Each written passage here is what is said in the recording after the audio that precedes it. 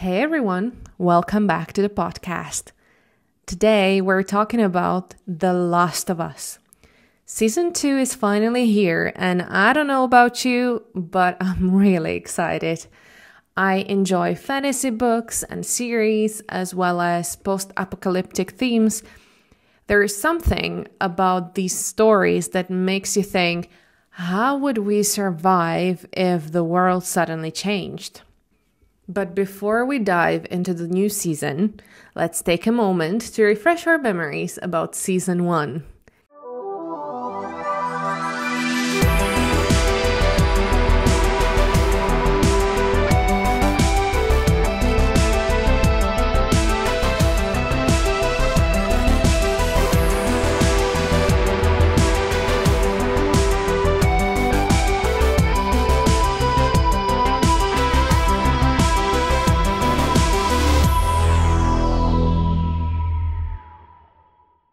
Now, before we get started, spoiler alert.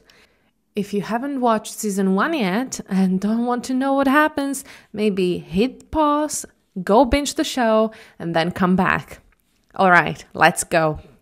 So, what's The Last of Us all about?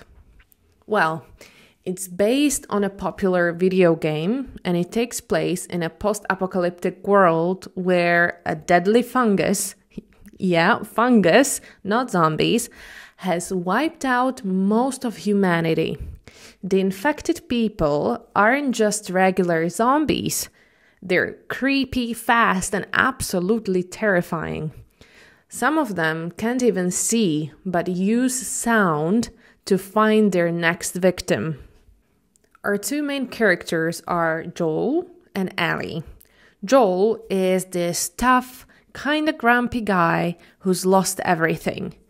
He's been living in this dangerous world for 20 years, so he knows how to survive.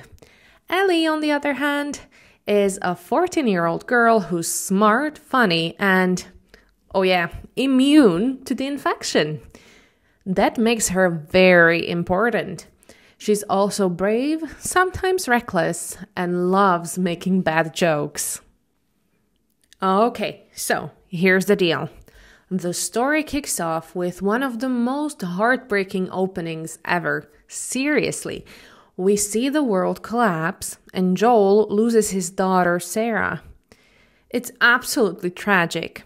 Fast forward 20 years and now Joel is trying to survive.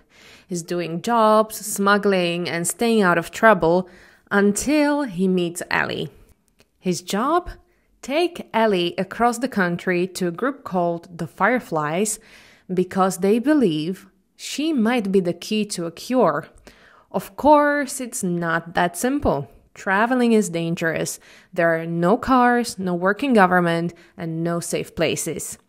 The infected are everywhere, and even worse, there are people who will do anything to survive. Joel and Ellie go through a lot. They fight off infected people, deal with dangerous survivors, and even get caught in the middle of some really messed up situations. They meet new people, some good and some bad, and sometimes the good ones don't make it. Oh, and remember that creepy guy David? Yeah, let's not talk about that guy. Actually, no. Let's talk about him.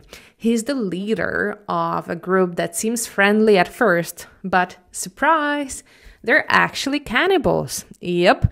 And when Ellie is captured, she has to fight her way out. She ends up saving herself, but it's a really dark moment. After that, Joel and Ellie's bond becomes even stronger. At first, Joel treats Ellie like a package. Something he needs to deliver. But by the end, she's like a daughter to him. And then, boom, we reach the big finale. Alright, last spoiler warning. If you're still here, you want to know what happens. Joel finally gets Ellie to the Fireflies, and they're ready to make a cure. Sounds great, right? Wrong. The only way to make the cure is to basically kill Ellie. They need to take something from her brain, and she wouldn't survive the procedure. And Joel, yeah, he's not having that. He goes full action hero mode, takes out everyone, and rescues Ellie. But here's the problem. Ellie doesn't know the truth. When she wakes up, Joel tells her the fireflies couldn't make a cure. And that's that. At the end of the season, Ellie asks him, "Is that really what happened?" And Joel looks at her in the eye and says, "Yeah," and cut. That's how season 1 ends. Now, season 2 is coming, and things are going to get crazy. If you have played the game, you know what's coming. If you haven't, let's just say it's going to be very emotional. And let me tell you, people had strong feelings about what happens next. So, are you excited for season 2? Let me know in the comments. What do you think about Joel's choice? Do you agree with him, or do you think he was wrong? Let me know. That's it for today's episode. Thanks for listening, and I'll talk to you next time.